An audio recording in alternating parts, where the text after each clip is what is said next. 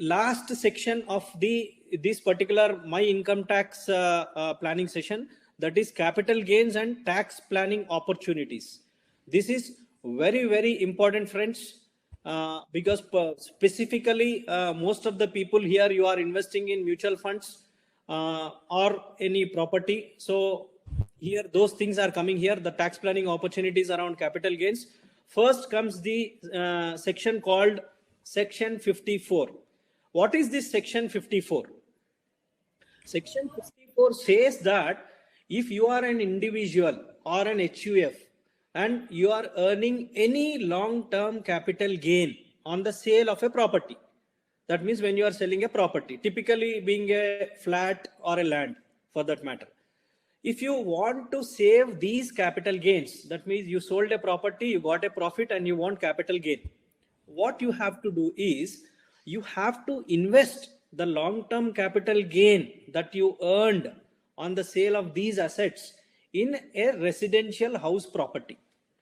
And if you do this, you can save the capital gain tax. So whatever the gain you got, you need to put it into a residential house property. To what extent? To the extent of new capital gains invested in this new property, you will get an exemption.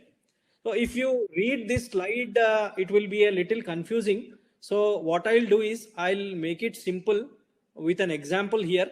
If you see this particular slide, it clearly shows you can invest in a new property within 2 years from the date of sale. Or in case you are planning to construct a new property, then you get a 3-year window to construct this from the date of sale.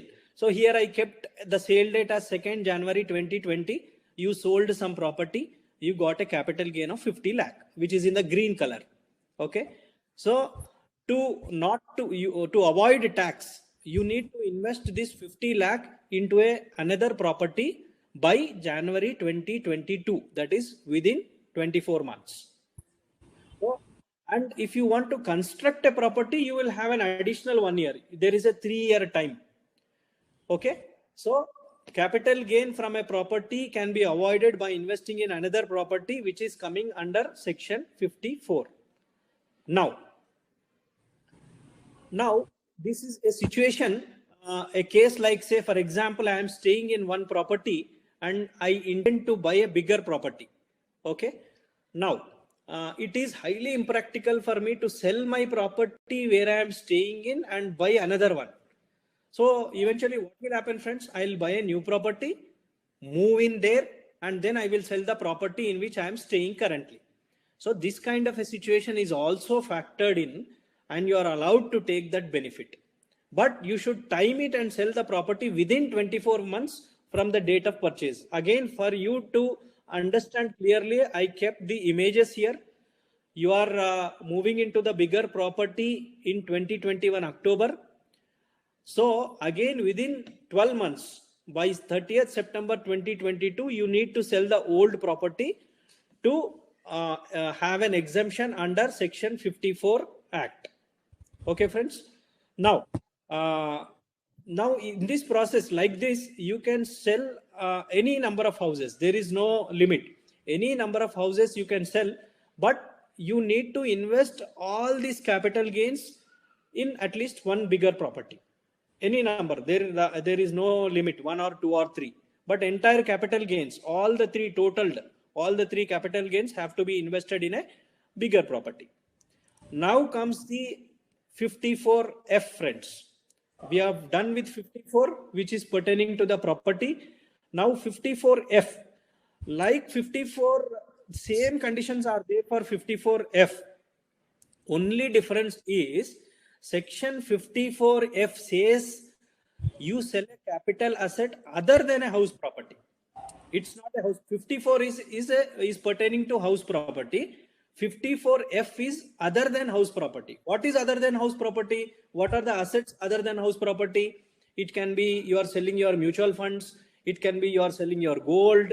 It can be you are selling your shares, and you want to have that exemption of capital gains. Then 54F will come to your rescue for capital gain planning. One condition is, here again I will show you this particular section 54F. in this pictorial way. Suppose a person has invested 48 lakh in 2018 and sold it. He got a profit of 1.5 crore. Means 48 lakh became 1.5 crore in 2028. That means he has invested 10 years. Now, if he invests this 1.5 crore, entire 1.5 crore in a property, then there is no need to pay any capital gain tax. Normally what happens, friends? 48 lakh I invested in mutual funds. My mutual fund 48 lakh has become 1.5 crore. So as per the long-term capital gain tax, in this 1.5 crore, I'll remove 48 lakh. That means 1 crore 2 lakhs. In this 1 crore 2 lakhs, 1 lakh I have above 1 lakh only I need to pay tax. That means I will remove that 1 lakh also. That means on 1 crore 1 lakh I should pay tax. How much tax? 10%. If the same tax scenario exists, that means 10 lakhs 10,000 I need to pay tax. But if I invest this 1.5 crore in a house property, then there is no need to pay any capital gain tax. Section 54 is very, very useful for the people who are planning to purchase a property, keeping it as a goal, maybe next 5 years or 10 years or 15 years, by investing in mutual funds or equity shares. So 54F will come to your rescue at that particular point, friends. Now, capital gain account scheme. What is capital gain account scheme? It's a scheme for individuals to park their long-term capital gains until they can invest it in a specified section under 54 and 54F. So here, friends, earlier if you see what I told, we have 2 years to buy a property and 3 years to construct a property. But say in the same similar example which I have taken earlier, you got a 50 lakh profit. You cannot keep this 50 lakh in your own savings bank account or with you. It has to be parked in a capital gain account scheme. Then only you can claim this 54 or 54F, 54 section. So you need to put this capital 50 lakh into the capital gain account scheme. And as long as this amount is there in capital gain account scheme, within 2 years, you can remove that amount and buy a new property. Then there is no need to pay any capital gain tax. So here the question arises, friends. Suppose you sold the property, you got a 50 lakh profit, you kept in a capital gain scheme, and you are looking for a property. Say you didn't finalize the property and you are not interested to take a property. Then what happens? If you don't utilize this money which is there in the capital gain account scheme, at the end of the 3rd year from the date of sale, you sold in 2020, in 2023, still if the account remains unutilized, only thing you have to do is pay the tax on those capital gains which you have saved by investing in the capital gain account scheme. That means 50 lakhs we got the capital gain now. On that 50 lakhs, we need to pay the tax, and whatever the balance is there, we can withdraw it. So this is the condition. So from 54, if you want to utilize, it has to be parked in this capital gain account scheme. Now comes 54EC. So 54 was for property. 54F was other than property, like mutual funds, gold, shares. Now 54EC. 54EC is long-term capital gain earned on sale of any long-term asset, any long-term capital asset. It can be a property, it can be a mutual fund, it can be a share, it can be gold. So it pertains to any long-term capital asset. But to avail this 54EC section, what you have to do is all the capital gains which you have got must be invested in bonds that are redeemable after 5 years. That means it is locked for 5 years. You will redeem it after 5 years. What are those bonds? Those are issued by National Highways Authority or Rural Electrification Corporation, REC bonds, or any other bond notified by central government. So, but amount, there is a condition to avail this exemption. Amount has to be invested within 6 months from the date of sale or due date of filing returns, whichever is earlier. So 54EC also you can avail, provided within 6 months you can do this. And per transaction there is a 50 lakh limit. Suppose there is a joint property, you got a 1 crore profit. On both the names 50-50 you can go, you can claim. Deduction can be claimed on both 50-50, 1 crore can be claimed. So per transaction, per individual 50 lakh is the limit for this. Now friends, we have covered this capital gain tax opportunities also. Now I am asking you a question. Rajesh invested 35,000 mutual fund SIP from 2015 to 2025, 10 years. That means 35,000 into 10 into 12 months is 42 lakh. Similar example which was there. Withdrawn 1.5 crore in 2028 to buy a property.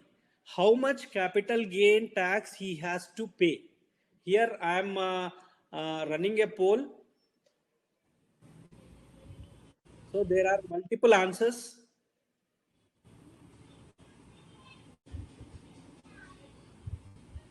Publish. Yeah. So 42 lakh became 1.5 crore. So what will be the capital gain on this? Basing on these sections, you saw 54, you saw 54F, you saw 54 EC. So whatever you learned now, basing on that, please answer this. Whether it is he has to pay 10% tax on 1.08 crore, or he has to pay 10% tax on 1.07 crore, or should pay 10% on total 1.5 crore, or there is a nil capital gain tax. Again, there is a mix of answers coming, friends. Let us see the percentages. I'll wait for some more time. And let's see. Okay. One question in the chat. Pardon, Chari? One question in the chat box, sir. What about selling mutual funds to clear? You can answer it later. Yeah. So I'm ending the poll here. 21% is 1.08 crore, 28% is 1.07, 50% says it is nil. So friends, it is nil because this is as per section 54F. See, somebody has invested in a mutual fund, and with that particular amount, he is buying a property. That means as per section 54F, immediately he can withdraw this 1.5 crore and buy a property. There is no need to pay a single rupee tax.